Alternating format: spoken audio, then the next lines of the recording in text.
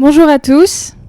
On va parler ensemble de financement ou peut-être de refinancement, puisque une medtech ou une biotech, sans financement et visibilité, ça pourrait rester une idée et ce serait vraiment dommage dans le domaine de la santé. Sans plus attendre, Alice, si vous voulez bien nous lancer sur un panorama small et mid cap.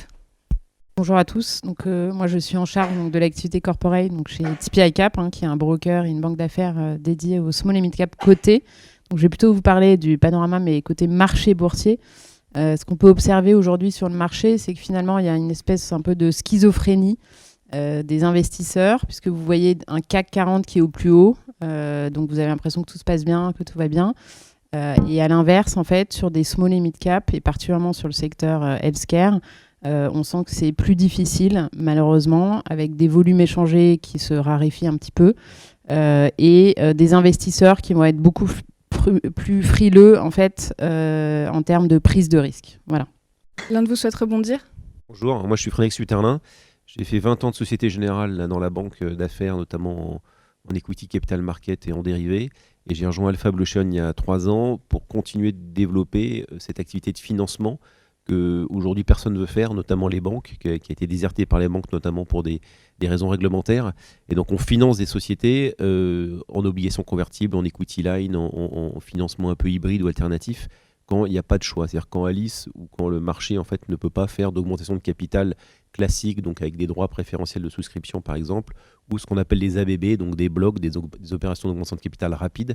Quand le marché est fermé, quand il n'y a pas d'appétit, il faut quand même continuer à financer ces sociétés, la croissance, l'activité. Et donc on est là pour ça, pour pallier ce manque et continuer à être présent sur ce type de secteur. Donc oui, je suis d'accord évidemment avec Alice.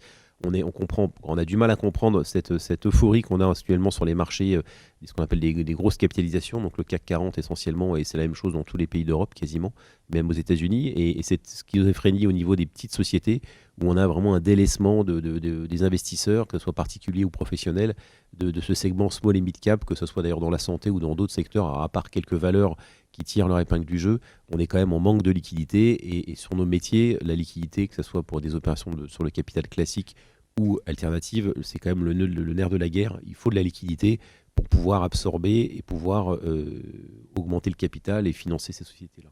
Ça reste une problématique. On sent un petit rebond fébrile, mais bon, il faudrait le confirmer encore dans les mois qui viennent, parce que c'est quand même un peu gênant. Moi, j'ai le sentiment que le flux s'est un peu déplacé les années passées sur tout ce qui était crypto, parce qu'en fait, les petits porteurs aiment bien tout ce qui est volatile et liquide. Et en fait, sur la crypto, on trouvait ces paramètres-là, donc énormément de liquidité, énormément de volatilité. Donc pour faire un peu de trading intraday et gagner quelques centaines d'euros par jour, en fait, ça fonctionnait mieux sur les cryptos que sur les small caps. Alors qu'avant l'apparition des cryptos, les small caps justement participaient un peu à cet engouement du day trading qui passionne beaucoup de retraités et de gens qui ont un peu de temps pour gérer leur argent. Et heureusement qu'ils sont là, mais on sent avec le scandale FTX il y a quelques mois que ça les a peut-être un peu échaudés et qu'on les sent un peu revenir sur tout ce qui est small et mid, notamment sur tout ce qui est le scare. Bonsoir Réano, moi je suis directeur financier de la société du groupe Safe.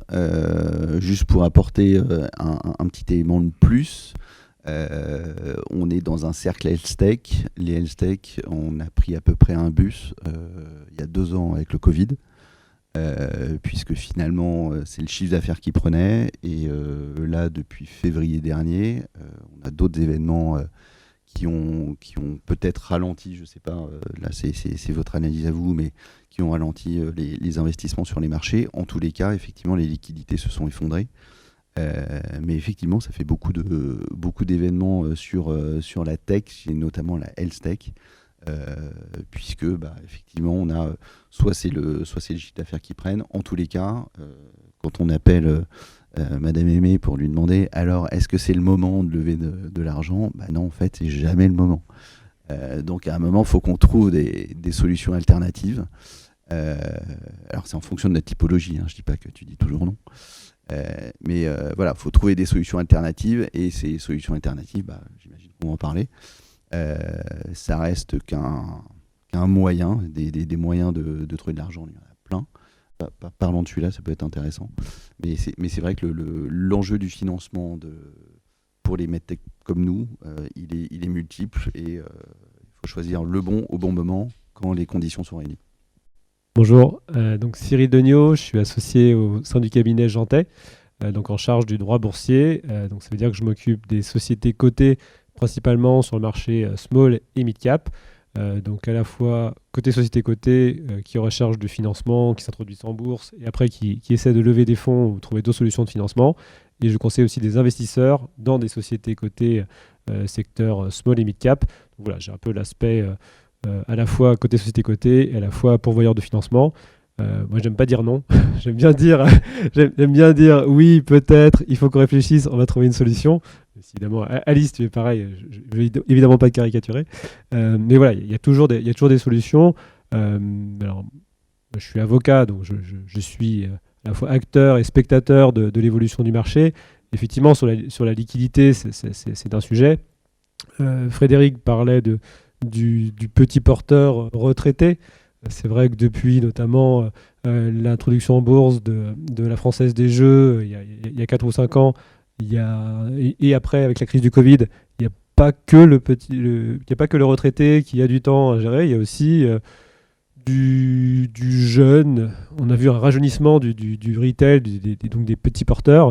Il y a aussi des jeunes, des étudiants, et voilà, il y a aussi il y a une autre typologie. Il y a aussi des gens qui aiment bien comme ça gagner de l'argent assez rapidement. Donc c'est pas que l'épargnant retraité, il y a aussi de nouveaux acteurs un peu plus jeunes. Et effectivement, je suis d'accord avec Frédéric, ils sont un petit peu partis s'amuser avec la crypto parce que c'était un nouveau truc fun où on pouvait se faire de l'argent rapidement. Et là, on voit que le mouvement de la crypto s'essouffle et que le petit particulier est aussi en train de revenir. Donc, le petit particulier à la fois retraité et jeune, ils sont un petit peu en train de revenir justement sur les small et mid cap. On a vu des opérations, on pourra revenir tout à l'heure, via Primary Bid où les particuliers y viennent, ils sont présents. Des augmentations de capital avec maintien du DPS où les actionnaires ils viennent, il y a de la sursouscription, donc il y a de la demande. C'est pas juste la société cotée face aux investisseurs aux investisseurs institutionnels, ils sont là ou ils sont pas là selon les moments. Voilà, il y a aussi les petits particuliers. Donc voilà, il y a eu une année 2022 objectivement compliquée. 2023, on sent que les dernières opérations ces dernières semaines, ça revient. Donc voilà, sans tomber dans un excès d'optimisme. Voilà, on voit qu'il peut y avoir des poches de liquidité qui reviennent, notamment avec le secteur des petits porteurs. Est-ce qu'on peut faire un zoom sur un panorama post-IPO ? Tu veux que j'apprenne ? Alors, si l'idée, effectivement, c'est de réfléchir aux moyens de financement, donc quand on est une société cotée. Donc, je sais que dans l'auditoire, tout le monde n'appartient pas à une société cotée. Donc voilà, l'idée, c'est quand on est non coté, il y a les tours de private equity, il y a les subventions, les aides d'État, tout ce qu'on peut obtenir de soit la BPI, soit la Banque européenne d'investissement, donc au niveau européen. Voilà, il y a différents moyens de financement dans la trousse à outils qui existent. Évidemment, il y a la dette bancaire. Bon, la dette bancaire, on peut ajouter la dette bancaire, mais à un moment, il y a un problème de ratio, de niveau d'endettement. Et du coup, la bourse peut offrir plus d'outils dans la trousse à outils. Donc effectivement, il y a l'augmentation de capital avec maintien du droit préférentiel de souscription. Donc, je ne vais pas faire des trucs trop techniques, boring. Mais l'idée, c'est d'ailleurs ce qui en général est encouragé, c'est vraiment laisser aux actionnaires le moyen de financer, la possibilité de financer leurs entreprises sans se faire diluer. Il y a 2 problèmes à ça. Le problème, c'est le problème de calendrier. Bon, ça prend un petit peu de temps. Le deuxième problème, c'est potentiellement la réussite, puisqu'il faut atteindre 75% pour que ça réussisse. Si on atteint moins de 75% du montant envisagé, l'opération est un échec. Et j'ajouterai une troisième difficulté, c'est potentiellement le coût pour la société, puisque si vous souhaitez lever plus de 8 millions d'euros, il faut faire un prospectus. Sur le prospectus, vraiment en 2 secondes, pendant la période du Covid, on a vécu 2 années un peu bénies où, grâce au droit européen, on a une possibilité de faire un prospectus allégé, uniquement 30 pages, possibilité de faire un renvoi à ce document existant sans faire le gros document prospectus de 200 pages que vous avez peut-être en tête. Donc ça, c'était bien, c'était rapide. L'AMF s'engageait à plier l'affaire en 2 semaines. Ça faisait 30 pages. C'était idéal. Ça n'existe plus. C'était un dispositif transitoire. Il y a du lobbying pour que ça revienne. Mais là, on est revenu au mode, si c'est plus de 8 millions d'euros, il faut faire le prospectus avec le temps, l'investissement que ça demande de la part des équipes. Évidemment, un coût pour des sociétés qui, par définition, ne sont pas dans une situation financière où c'est soit si simple que ça de sortir les frais relatifs à ça. Donc ça, la maintien des PS, c'est sympa, ça marche bien. Ça marche bien surtout si c'est en dessous de 8 millions d'euros. Sinon, il y a quand même un sujet sur le coût. Ensuite, ce qui est possible et ce qui est souvent privilégié, ce sont des placements privés juste dans la soirée où vous lancez, vous dites je veux lever tel montant qui peut être supérieur à 8 millions d'euros. Et le lendemain, c'est terminé, vous annoncez que c'est bon, vous avez tout levé. Ça, c'est idéal, avec en plus une petite variante depuis quelques années, qui est ce dont je parlais tout à l'heure, Primary Bid, qui permet à des investisseurs particuliers de participer à ce tour de financement au même titre que les investisseurs institutionnels. Donc voilà, dans la soirée, ils reçoivent un push. Est-ce que tu veux en être ou pas? Oui, non, et ils viennent. Et ça fait un petit complément, une petite enveloppe complémentaire. Cyril, si je peux vous couper momentanément, puisque Frédéric, je vous ai vu réagir il y a un petit moment sur le processus transitoire, si vous vouliez étayer. Non, je suis parfaitement lié avec Cyril. Je pense que justement, cette nouveauté de Premier Bid est assez intéressante. On a presque pu inviter le représentant en France pour étayer un peu le sujet, parce il y avait quelques remarques dans les années passées d'investisseurs particuliers qui disaient, écoutez, vous êtes bien gentil avec vos ABB, donc ce qu'on appelle Accelerated Bull Building, donc l'augmentation de capital en bloc, comme vient de le décrire Cyril, mais en fait, vous faites toujours investir des investisseurs professionnels qui ont 5, 10, 15, 20% de décote. Nous, on est actionnaires depuis longtemps. On aurait aimé participer à cette offre. Nous, souscrire des titres à 20% de décote, ça nous intéresse aussi. Et donc, Premier Bid, qui vient de l'Angleterre, je crois, a développé cette plateforme. Alors, le problème, c'est qu'il y a des contraintes de compte. Je crois qu'ils travaillent uniquement avec Boursorama et 2 autres brokers en ligne. Et donc, l'accès n'est pas encore ouvert à tout le monde, mais ça permet aux particuliers actionnaires historiques de profiter de ces offres-là et de la décote, donc au même titre que les investisseurs. Donc oui, je trouve que c'est très novateur et très intéressant. Après voilà, il faut que le marché soit ouvert, il faut que ce qu'on appelle l'equity story, donc l'histoire que la société raconte au marché, tienne la route, en tout cas fasse un peu rêver pour que le book se remplisse correctement avec une décote pas trop élevée. Mais c'est une des innovations assez récentes, parce que je crois que les dernières ont à peine un peu plus d'1 an. Je crois que c'était novembre 2021. Les premières. Et il doit y avoir déjà 4 ou 5 opérations de ce France. style, donc en France. En Angleterre, c'est beaucoup plus développé. Donc ça prend pas mal et je pense que ça répond à une demande qui était réelle et ça évite en fait aux sociétés de se faire un peu remonter les bretelles par leurs actionnaires individuels en disant vous faites encore des offres auxquelles on n'a pas accès. Donc ça limite un peu les problèmes futurs.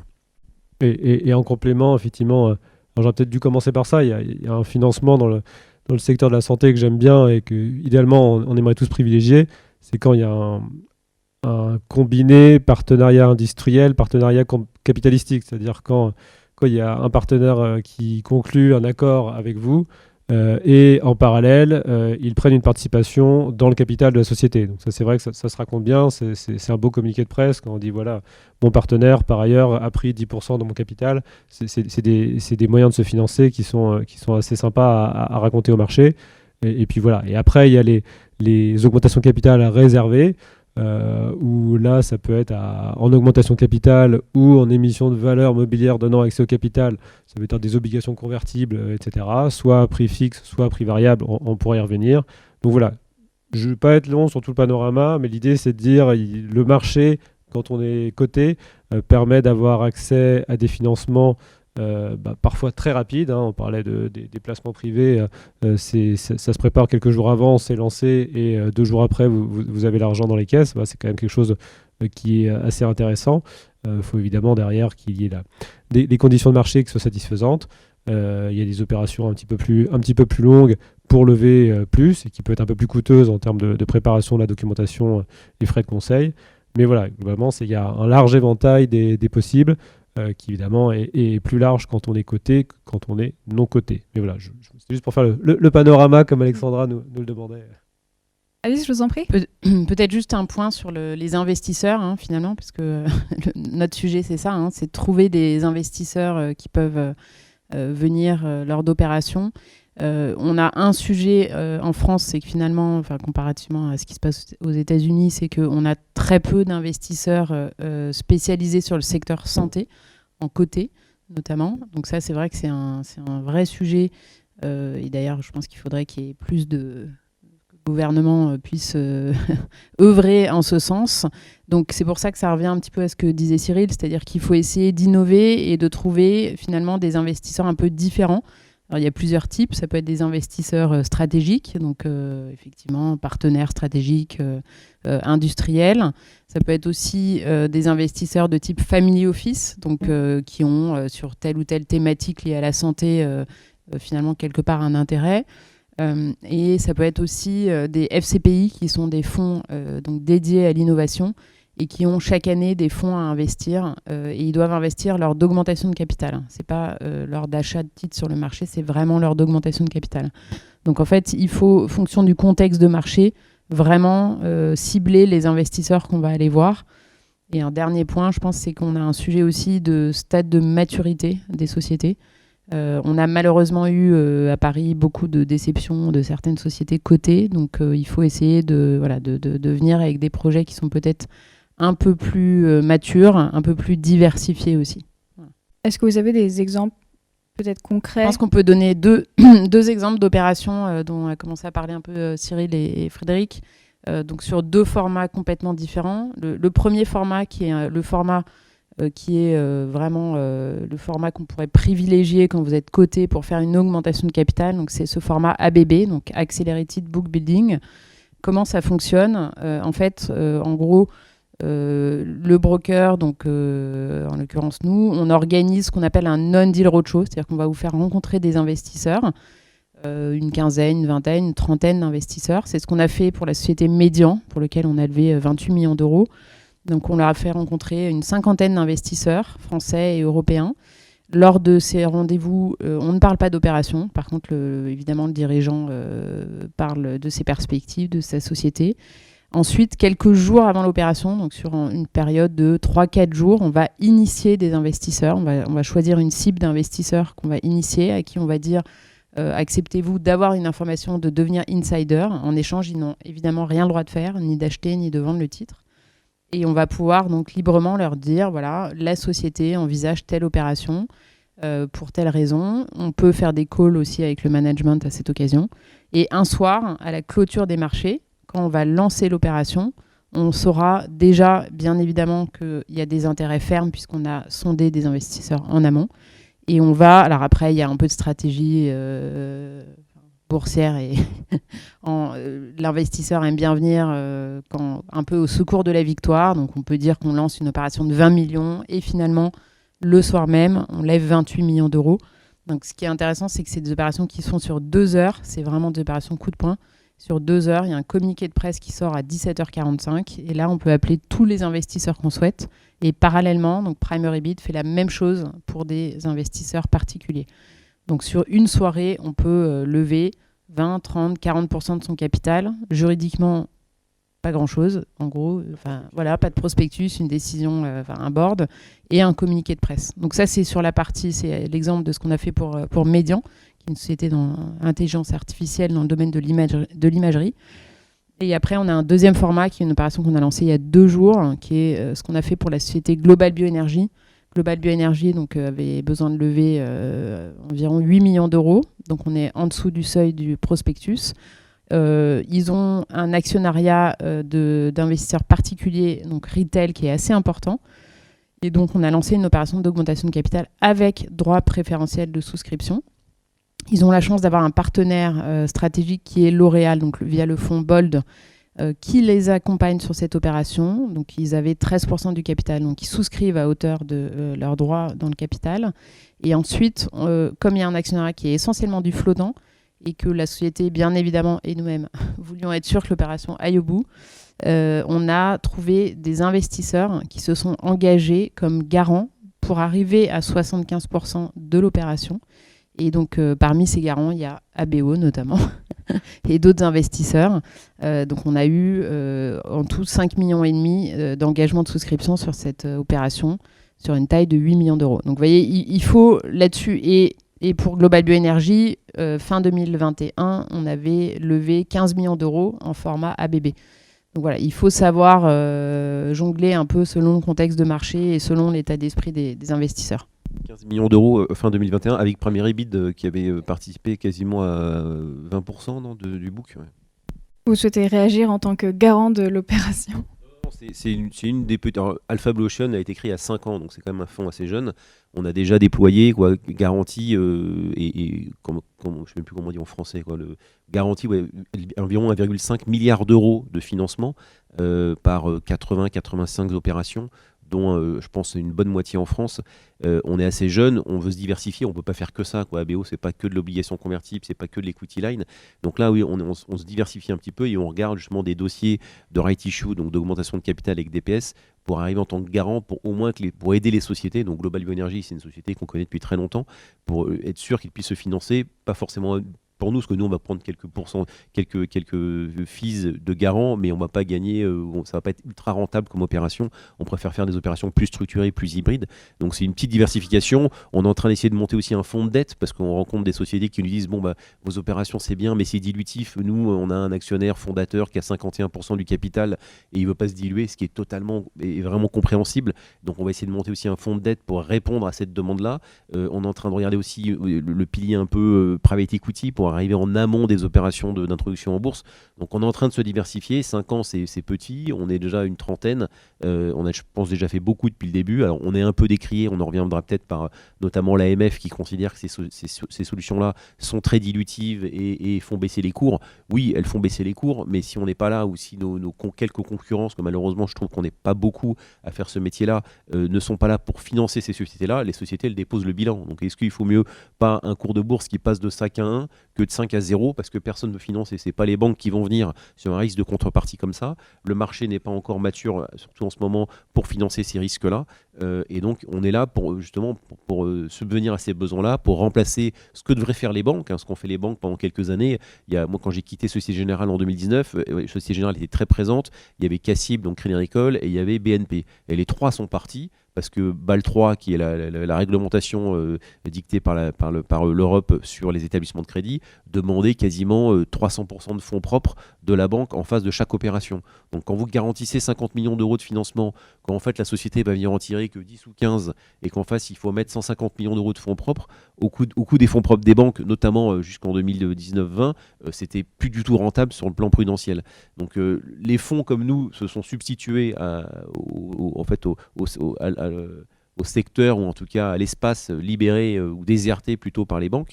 Et donc je pense que heureusement qu'on est là parce qu'on sauve des sociétés, on sauve des emplois.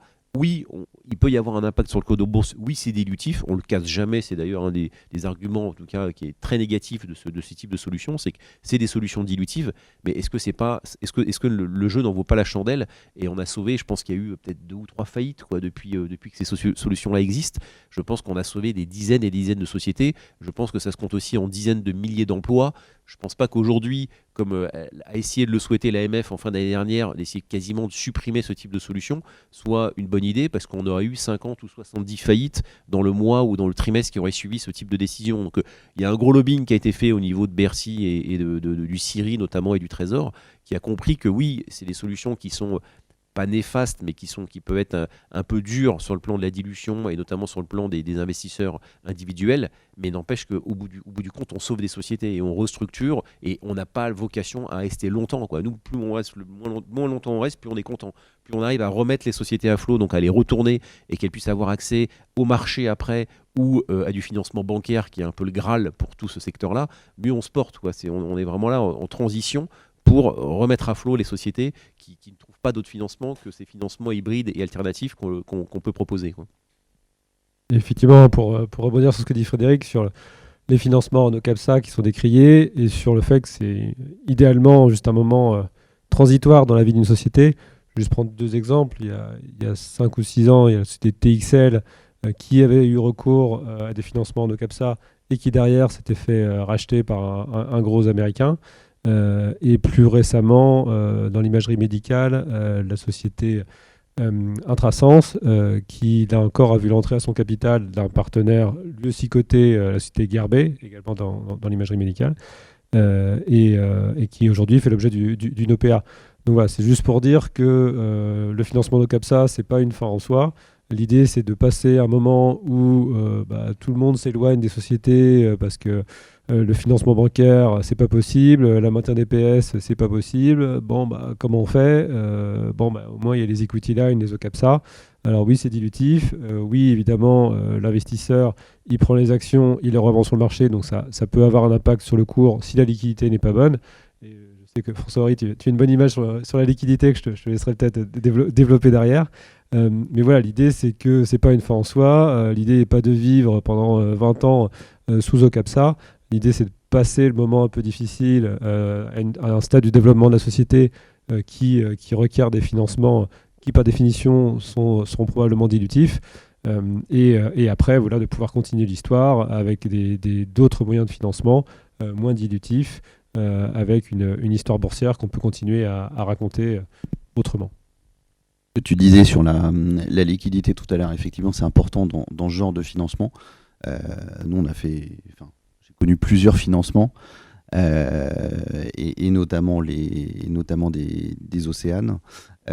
Effectivement, le fait d'avoir une liquidité forte sur un titre vous permet de dimensionner finalement la tranche de financement que vous allez obtenir.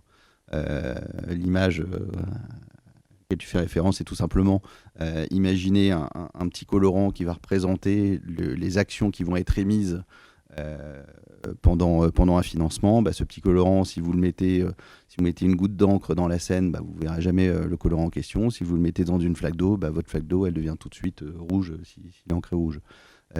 Finalement, la liquidité du titre, c'est exactement ça. C'est qu'à chaque émission de titre, vous allez voir peser ces ventes sur votre cours de bourse si votre liquidité n'est pas assez importante. Si vous avez une grosse liquidité, finalement, ça ne se verra pas. Donc, à l'inverse, c'est vraiment le dimensionnement du financement par rapport à votre liquidité. Le phénomène que je décrivais tout à l'heure, c'est typique, une société qui connaît une grosse liquidité, environ 1 million d'euros par jour, qui, après tous les événements que l'on a connus, que ce soit le Covid, que ce soit le contexte international, qui tombe à 50 000 euros au jour, forcément, vous avez une pesée et un phénomène d'accélération de la pesée sur le cours. Et ça pour le coup, faut l'avoir en tête et réagir aussi sur l'émotionnement des financements.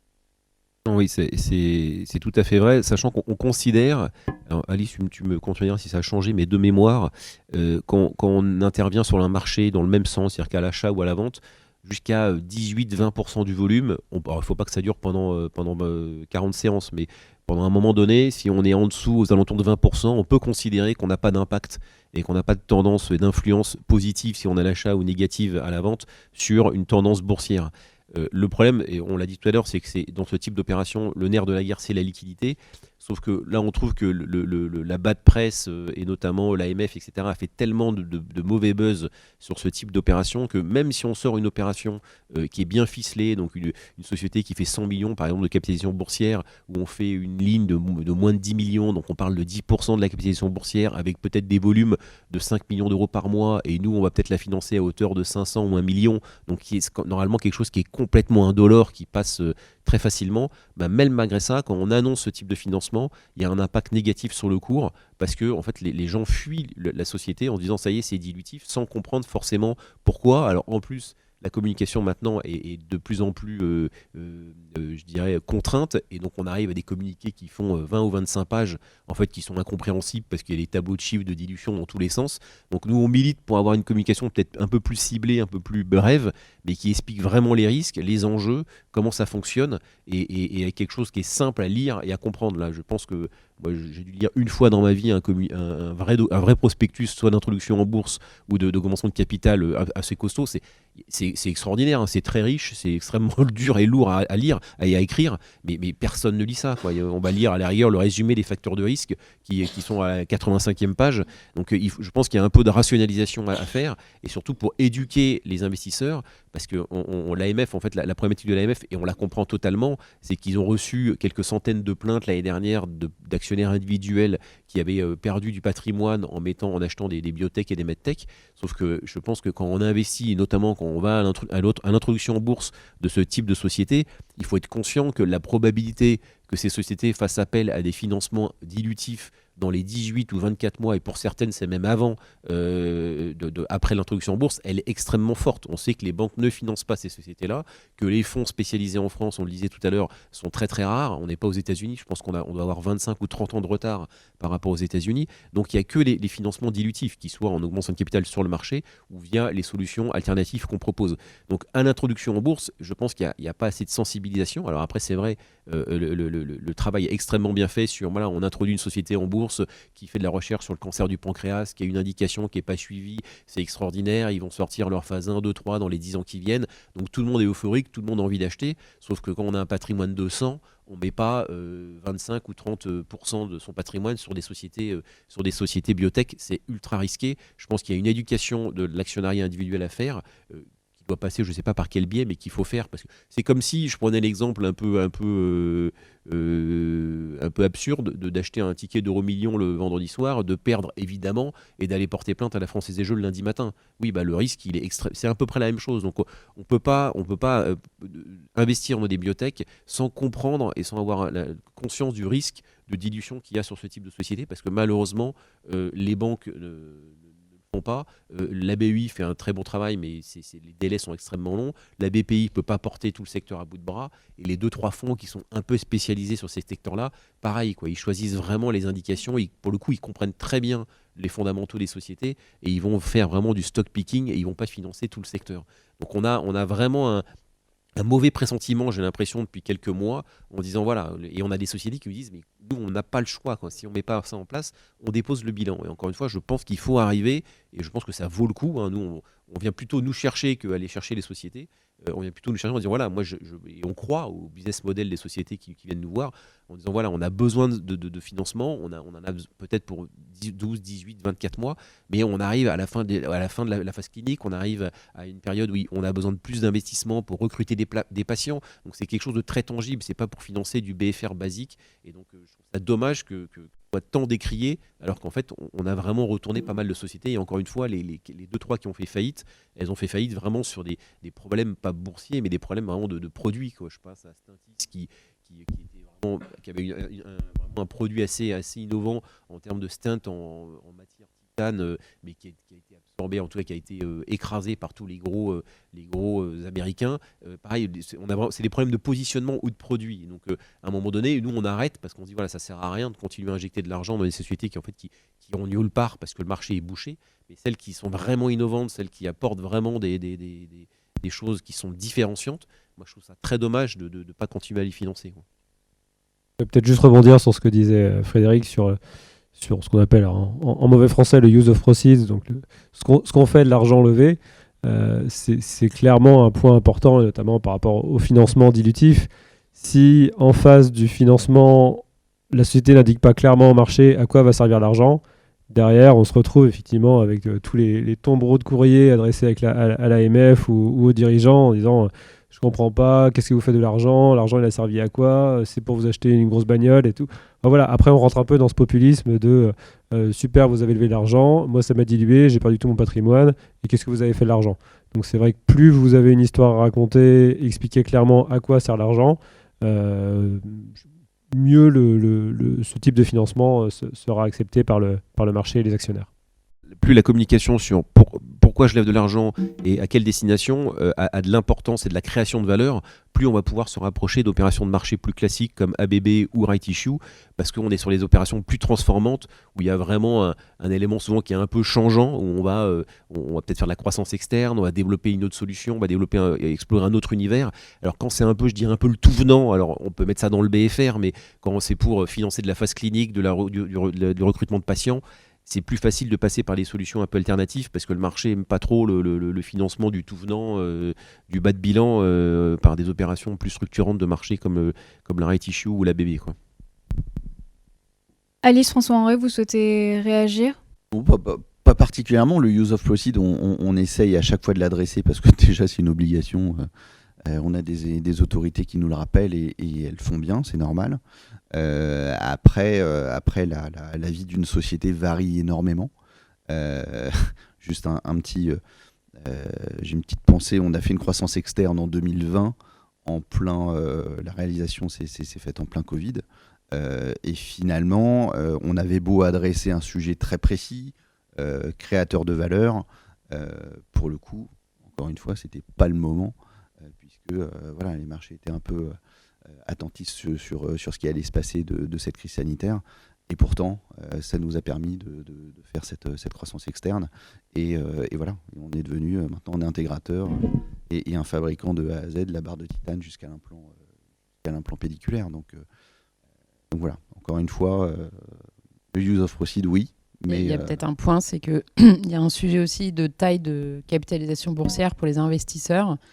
En fait, on peut, en dessous de 50, 100 millions d'euros, la base d'investisseurs à laquelle on va s'adresser va être quand même assez faible, malheureusement. Et pour certains, d'ailleurs, on a certains investisseurs qui le regrettent, mais ils peuvent avoir en interne des compliance ou des directives qui n'ont pas le droit d'aller sur des capitalisations, par exemple, de moins de 30 millions d'euros, parce qu'ils ne pourront pas sortir suffisamment rapidement. Donc c'est là où vraiment l'aspect investisseur particulier, investisseur retail est très important. Parce que c'est vraiment des gens qui pourront vous accompagner sur le long terme. Et du coup, on peut peut-être embrayer, en plus du timing, et l'importance de l'equity story, donc les éléments qu'une entreprise va mettre en avant pour essayer peut-être de se refinancer. Commun à toutes les solutions et à la bourse en général, c'est que oui, la communication est essentielle. C'est pour ça que toutes les sociétés cotées ont quasiment des investor relations en leur sein, où souvent c'est le CFO qui fait le travail. Mais c'est primordial, c'est que souvent la société s'est introduite en bourse sur un projet, sur vraiment le fondement de son equity story. On dit voilà, je vais en bourse pour lever des fonds, pour faire ça, je veux indiquer ça, comme notamment dans la biotech. Il faut informer le marché régulièrement. Et malheureusement, on voit que dans le passé, souvent, les sociétés sont peut-être un peu trop optimistes au moment de l'introduction en bourse et prennent un peu de retard dans leur phase. Alors en plus, on a eu le Covid, donc on a eu du mal à recruter des patients. Donc il y a beaucoup de retard et des sociétés qui annoncent à leur introduction en bourse qu'elles seront rentables dans les 7-8 ans, finalement, c'est peut-être 12 ou 15. Et donc pour les années supplémentaires, il faut trouver des financements et donc c'est là où on peut intervenir. Mais la communication est essentielle et surtout, il ne faut pas perdre la confiance des actionnaires et du marché, parce que c'est la marche à remonter derrière pour regagner la confiance du marché, elle est énorme. Quand on a beaucoup d'exemples de sociétés qui communiquent un peu rapidement et on peut faire fuir des investisseurs très rapidement. Par contre, pour les faire revenir dans la base actionnariale, c'est beaucoup plus compliqué, quoi. Il faut essayer en fait vraiment de simplifier le discours vis-à-vis des investisseurs et des particuliers, puisqu'on s'adresse à des gens qui ne sont pas des spécialistes. Alors, depuis 10 ans, il y a eu quand même beaucoup de sociétés qui sont introduites en bourse, donc les investisseurs ont commencé à comprendre ce qu'était une phase 1, une phase 2, une phase 3. Je pense que là, ils ont bien compris. Mais il faut vraiment avoir finalement une communication qui sera peut-être un peu plus simpliste, entre guillemets, mais pour que tout le monde puisse bien comprendre les enjeux, en fait. Juste pour appuyer le message, effectivement, à l'introduction en bourse, les sociétés ont toujours une tendance naturelle à dire voilà, on introduit à un prix relativement élevé parce qu'on pense que ça les vaut, etc. Et plus dur est la chute quand derrière la société n'est pas au rendez-vous de ce qu'elle avait annoncé par rapport à son calendrier. Et donc derrière, évidemment, il y a une correction par le marché. Et comme Frédéric, tu disais, une fois qu'on a perdu la confiance, la crédibilité du discours du management peut être mise en cause. Et donc c'est difficile de faire revenir les investisseurs. Pourquoi je vais vous faire confiance cette fois alors que je vous avais déjà fait confiance à l'introduction en bourse et j'ai été déçu. Donc voilà, ça c'est vrai que c'est assez difficile.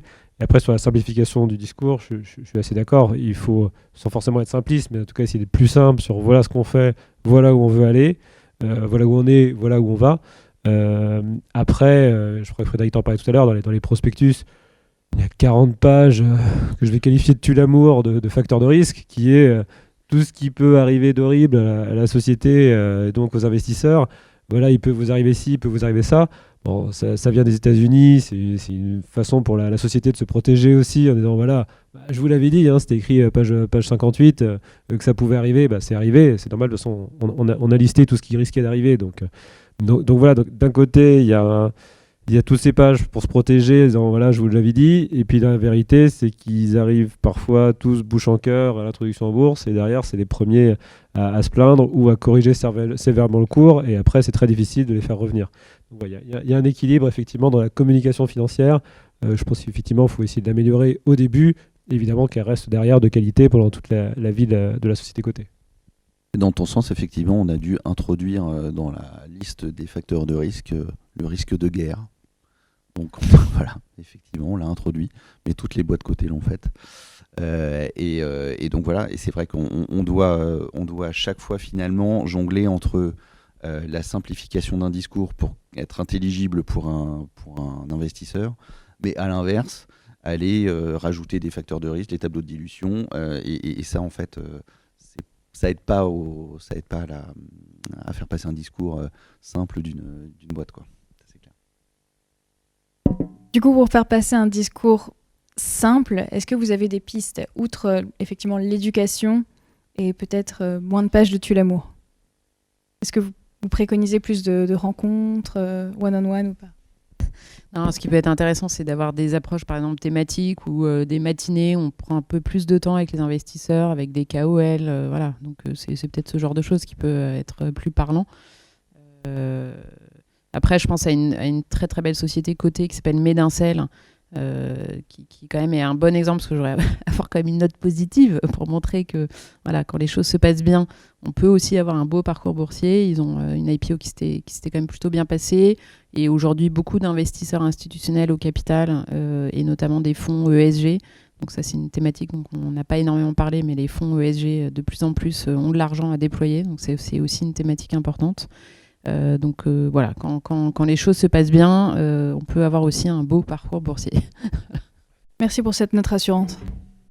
France aussi, qui avait intégré le CAC 40 l'année dernière. Là aussi, c'est une belle histoire boursière. Ça prouve que voilà, on peut démarrer timidement et arriver dans le sacro-saint CAC 40. C'est possible. On va pas envoyer du rêve en disant tout le monde peut arriver dans le CAC 40. Mais c'est juste pour dire qu'il n'y a pas de fatalité à rester juste une small mid-cap. Si le parcours boursier et le parcours de la société le permet, il est possible d'intégrer un jour le CAC 40. C'était juste pour là aussi mettre une touche positive au panorama. Qu'est-ce que vous anticipez dans les prochains mois et ou les prochaines années comme type de... Vous avez le droit de vous tromper, hein. Il y a un droit à l'erreur, bien sûr. Sur l'évolution peut-être des mentalités, effectivement, on peut espérer qu'il y aura une meilleure réception de la communication des deux côtés des bords des financements, ou peut-être des... Le thème communication, là, on en parlait tous récemment. Il y a une partie réglementaire en fait, qui dépend un peu des instances, notamment de l'AMF. Donc les sociétés sont malheureusement un peu contraintes. Après, il y a une partie un peu de liberté où c'est leur choix de faire des roadshows, de faire des présentations corporate, peut-être pas uniquement à chaque résultat, mais peut-être un peu plus, comme le disait Alice, faire des matinées un peu plus thématiques pour rentrer un peu plus dans le vif du sujet. Donc, il y a des sociétés comme Safe qui... Heureusement, c'est pas trop compliqué de comprendre ce qu'ils font parce que c'est très pratique. Il y a un produit, quand on fait de la recherche sur un cancer avec des multiples phases randomisées, dans différents pays, avec les contraintes de la FDA, de l'EMA, etc. C'est plus compliqué à comprendre, même si on a un peu le setup en tête, et de bien comprendre les implications, quels sont les concurrents, est-ce qu'il n'y a pas des... En fait, on se rend compte qu'au bout de quelques années, en fait, il y a le même produit aux États-Unis qui marche 3 fois mieux, donc il faut savoir se réinventer, il faut savoir bien gérer sa communication. Après, oui, on a eu quelques griefs de l'AMF récemment, mais bon, ça n'empêche pas de continuer à avoir des sociétés qui viennent nous voir parce que malheureusement, elles n'ont pas d'autres solutions. Donc nous, on continue à voir et à espérer à une année assez active en 2023. Ça m'étonnerait que ça malheureusement, ça change, hein. Nous, on préférait faire des garanties de right issue ou faire même participer même à d'autres tours de table, à essayer de développer d'autres activités que de venir un peu en rescue sur des sociétés qui ont malheureusement pas d'autre choix que de venir nous chercher. Après, sur les introductions en bourse dans la santé, Alice, tu me continueras pas, mais j'ai l'impression que ça s'est un tout petit peu calmé. j'ai quand même le sentiment que depuis quelques années, les sociétés, alors même quelques années depuis même de pas mal de temps, que les sociétés venaient peut-être un peu trop vite sur le marché en fait. Donc oui, ce qu'elles essayaient de générer, leur rêve était vraiment intéressant, et je pense qu'elles arrivaient vraiment à faire rêver le marché. Hein. C'est ce qu'on dit quand on arrive sur le marché pour la première fois. Il faut faire rêver le marché pour attirer au moins à l'IPO les investisseurs et les bons investisseurs.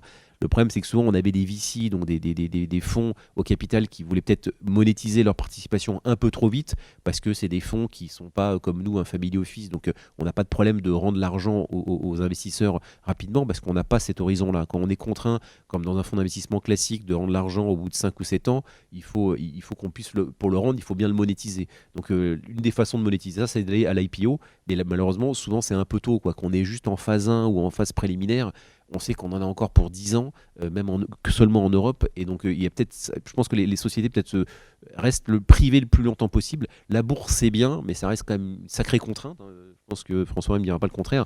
En termes de communication, en termes de reporting, quoi, c'est quand même très contraignant. Donc, ça apporte beaucoup de visibilité, ça permet beaucoup de souplesse quand l'equity story se réalise et qu'on a de la liquidité et qu'on a du potentiel. Mais voilà, il faut peser. De temps en temps, on dit aux sociétés qui viennent nous voir, je vais faire une introduction en bourse et après je vais me financer. Si on essaie malheureusement de leur dire, attendez, si vous pouvez rester un peu encore privé avant de venir chercher le public, quand vous avez vraiment vos produits, que vous savez vraiment où vous voulez aller, souvent c'est peut-être un conseil qui est certainement très bon pour les managers et les fondateurs de la société en question. Donc ça remet de patience. Peut-être François-Henri, vous voulez rebondir ? Rebondir sur l'introduction en bourse, c'est une sacrée décision, puisque au-delà du coût qui est immense, c'est énormément de temps, et le temps, c'est du monde, et du monde, c'est effectivement un coût supplémentaire. Hein. J'aime beaucoup les avocats, mais curieusement, vous en avez beaucoup plus quand vous êtes coté. J'aime beaucoup les banques, mais curieusement, vous en avez une de plus quand vous êtes coté. Le temps avec le listing sponsor et le temps qui est nécessaire aux relations investisseurs est énorme. Et finalement, le métier, je crois que dans la salle, on a des DAF, et le temps alloué aux relations investisseurs est immense. Et finalement, il faut bien se rappeler que le directeur financier, il est là pour garantir les actifs de la société. C'est la base du métier. Sauf que d'abord, il va passer son temps à faire de la relation investisseur, relation avocat et relation AMF. Ça, et encore, on parle de beaucoup de sociétés qui sont sur Alternext Growth, Euronext Growth maintenant, où les conditions sont très allégées, quoi. Sur le marché réglementé, donc Euronext, je pense qu'il faut 5 personnes à la direction financière, quoi. C'est beaucoup plus contraignant, quoi. En termes de communication, en termes de reporting, en termes de normes comptables, quoi. Donc, heureusement, sur Growth, on a encore un peu de flexibilité et d'absence de prospectus, d'ailleurs, sur beaucoup d'opérations, qui permet d'avoir cette flexibilité qu'on n'a pas sur le marché réglementé Euronext, quoi. Pour info, pour compléter ton propos, ça a été une décision chez Safe il y a 3 ans de retourner sur Euronext Growth. On était sur Euronext compartiment C, et vu l'amoncellement de contraintes, la décision a été de revenir sur Euronext Growth pour être sur un marché un peu moins contraignant. Et effectivement, c'était un mouvement de fond depuis 5 ans. Avant des descentes du marché réglementé vers Euronext Growth, il y en avait 1 ou 2 par an. Et maintenant, depuis 5 ans, c'est quasiment une quinzaine par an. Donc voilà, il y a vraiment ce millefeuille réglementaire au niveau du marché réglementé qui fait que pour de nombreuses sociétés cotées sur le marché réglementé, c'était devenu indispensable, en tout cas très opportun, de descendre sur le marché Euronext Growth, qui n'enlève pas grand-chose, mais qui, pour le coup, a enlevé énormément de contraintes réglementaires et donc beaucoup moins de coûts à la fin de l'année. Dans les pistes par rapport à la communication, à mieux faire connaître sa société, alors effectivement, il y a aller chercher les investisseurs, mieux se faire connaître auprès des investisseurs. Je voulais juste, peut-être dans les pistes d'amélioration, parler des assemblées générales d'actionnaires. Aujourd'hui, aux assemblées générales d'actionnaires, on voit 2 types d'assemblées générales d'actionnaires. Très majoritairement, il y a 3 clampins dans la salle qui sont venus, et c'est à peu près tout. Les autres, c'est déjà sympa s'ils ont envoyé leur formulaire de vote à distance. Pas toujours le quorum. En tout cas, il y a vraiment un manque de motivation, un manque d'intérêt. on voit que vous êtes une société cotée parmi tous leurs portefeuilles de santé, c'est pas très intéressant, il n'y a pas vraiment de contact. À l'inverse, d'autres assemblées générales avec, pour toujours rester dans les small big cap, on va dire une trentaine, une quarantaine de personnes dans la salle, des échanges hyper intéressants, des gens parfois super pointus dans le secteur, vraiment sur le business de la société, des questions d'interaction avec le management. C'est des assemblées générales qui sont évidemment beaucoup plus intéressantes. Il ne faut pas oublier que c'est un rendez-vous annuel avec ses actionnaires. Il est privilégié, les dirigeants sont là. C'est pas juste passer les 20 résolutions techniques au vote. Il y a avant un échange, il y a des questions écrites, il y a des questions orales. Pour moi, c'est super intéressant quand les actionnaires ont pu échanger directement avec le management, où on en est. Vous pouvez me réexpliquer votre business. Il y en a parfois qui ne savent même pas le business de la société. Ils viennent. Alors, il y a piquer les goodies, etc. Enfin, on sait tous comment se passent les assemblées générales. Super, on vient pour piquer quelques trucs. Voilà. La vérité, c'est que c'est aussi intéressant de se dire, cette boîte, est-ce que j'y crois encore? Est-ce que j'ai envie d'en racheter? Est-ce que j'ai envie d'en vendre? C'est quand même intéressant. Je trouve qu'aujourd'hui, il faudrait améliorer tout ce qui est l'attractivité des assemblées générales d'actionnaires en les rendant interactives à distance. Il y a trop de sociétés qui sont satisfaits du huis clos qui a été imposé pendant le Covid. Aujourd'hui, elles nous réclament « je ne peux pas continuer le huis clos ». Pour moi, ce n'est pas la bonne démarche. L'idée n'était pas de se cacher de ses actionnaires en se disant tant mieux, c'est génial, on a juste à dépouiller les votes à distance et puis c'est bon, l'Assemblée générale, elle est pliée parce que l'Assemblée générale, c'est les votes. Non, l'Assemblée générale, c'est pas que ça, c'est aussi un rendez-vous avec ses actionnaires. Pour moi, il faut plutôt aller vers des assemblées générales hybrides avec des gens qui sont à distance, qui peuvent interagir, qui peuvent voter en live. Ça, c'est pour moi le futur des assemblées générales. Et du coup, on y gagne aussi en termes de communication vis-à-vis de ses actionnaires, donc pas vis-à-vis des investisseurs autres, mais au moins de ses actionnaires, c'est déjà pas mal. Complètement d'accord sur le sujet. Je pense qu'il ne faut pas croire que les boîtes fuient leurs actionnaires, bien au contraire. C'est un moment, en tous les cas, pour les sociétés, de réaliser, d'avoir leur regard extérieur et de dire, finalement, c'est plutôt pas mal. Et on trouve d'ailleurs des bonnes idées de certains actionnaires qui vont être constructifs, plutôt supportifs d'ailleurs, là où on les aurait pas forcément attendus. À noter cependant, ce que tu soulignes, c'est que le huis clos du Covid n'a pas attiré ensuite les actionnaires en AG. Ils sont parvenus. Ils sont parvenus. Alors nous, on adore recevoir. On fait partie des 2-3 actionnaires qui vont venir, et plutôt un échange en général constructif, bien loin des mails agressifs qu'on peut recevoir par ailleurs.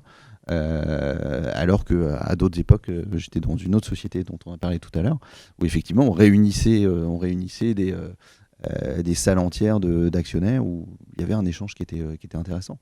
Mais ça, je pense que encore une fois, cette mauvaise période nous a pas aidé à ça. L'idée, complètement d'accord sur le futur, il faut que ça soit interactif et il faut qu'il y ait de l'échange. Et donc tendre vers un modèle un peu plus collaboratif peut-être. Juste sur les AG, je reviens. Surtout, on a un problème après de quorum et donc de convoquer 1, 2, 3 assemblées générales pour pouvoir faire voter des résolutions, notamment pour avoir de la flexibilité au capital, faire des rights issues, des ABB ou des equity lines ou autres. Et donc, on sent quand même que le tribunal de commerce, notamment à Paris, est un peu plus souple qu'avant et donc permet d'avoir un mandataire ad hoc présent au moins souvent à la première ou au moins à la seconde convocation et qui vote de manière neutre mais qui permet de faire voter les résolutions plus vite parce qu'en fait c'est juste de la perte de temps et de l'argent parce qu'on sait qu'à la fin on y arrivera avec ce système de mandataire et de troisième convocation. Donc là il y a un peu de flexibilité, peut-être qu'il y a aussi des terrains de réflexion, des pistes de réflexion à mener avec les autorités pour essayer d'alléger un peu ça parce que c'est vrai que les sociétés qui ont 90% de flottants avec que des actionnaires individuels, on le voit aux AG, il n'y a personne donc on a des vrais problèmes de quorum et ça c'est pas des cas isolés malheureusement. Ouais. Juste préciser, le mandataire ad hoc, il permet d'avoir le quorum, mais il ne fait pas la majorité. C'est-à-dire qu'il permet juste que l'Assemblée se tienne. À la fin de la journée, la majorité sera obtenue sur la base des votes effectivement adressés. Il vote de manière neutre. Ouais. Merci à nos experts, merci à vous et on vous retrouve avec plaisir sur un prochain cercle.